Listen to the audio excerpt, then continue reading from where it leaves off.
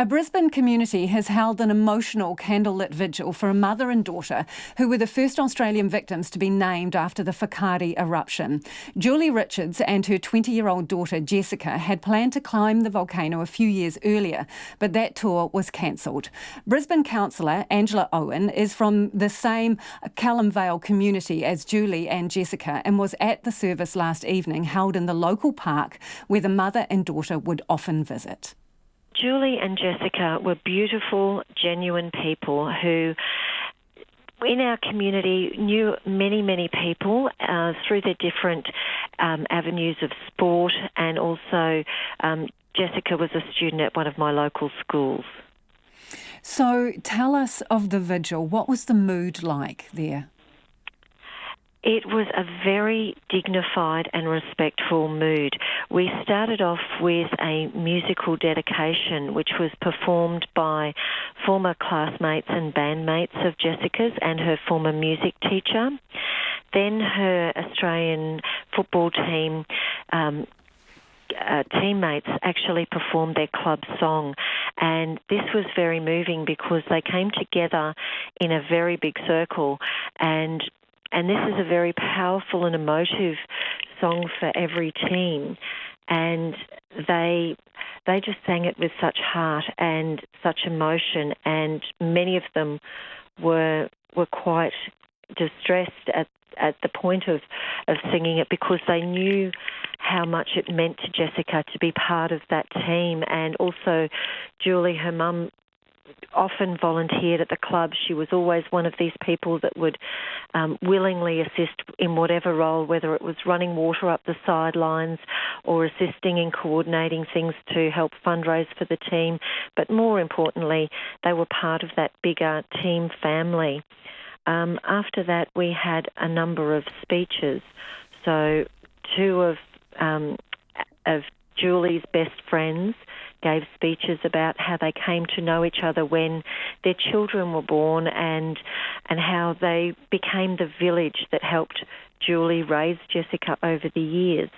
And then two of Jessica's best friends, since they were babies, also talked about how sad it is that they keep going to message Jessica to tell her different things about their day, and they know that now she'll never respond, but they took great heart in the fact that knowing that despite losing both Julie and Jessica, that they were together and will always be together. It was very emotional. We also had a speech by Julie's sister-in-law, who said that in the days prior to Julie and Jessica going on the cruise, they joined together with other family members, and it was the first time in a long time that Julie and her other three siblings were together. And there was a beautiful photo that was taken of the four siblings together on that day where they were celebrating Julie's mother's 85th birthday. The other thing that was also highlighted was that Julie and Jessica were, as it was coined the phrase, they were jumping out of their skin with excitement to be able to go on this cruise, to be able to actually go to Whakaari and to explore that adventure together. Had they planned, Angela, I'd heard they had planned to come earlier, but it just didn't work out?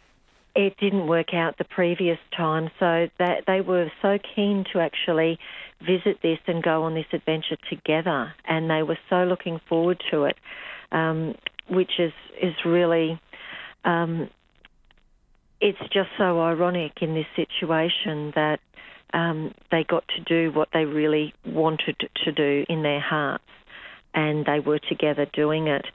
After the speeches ended, we had Wayne Moses, who is a Ngāti iwi leader. He's a tribal leader, a tribal elder and spiritual leader, do an acknowledgement, and he also spoke about the Ngāti iwi, saying that the axe never weakens in the sun, it never loosens in the rain. In times of adversity, we should stay strong, and that your grief is our grief and we share our sorrow. And the Māori community here, they sung the Lord's Prayer in Māori and also performed the haka, and it was so emotional but also so uniting for not just the community here who has lost two of our beautiful members, but also for everyone to share in grief and join each other in this time of sorrow, to show that we are there to support each other, whether it is here in our local community in Brisbane or in Australia, but also between Australia and New Zealand.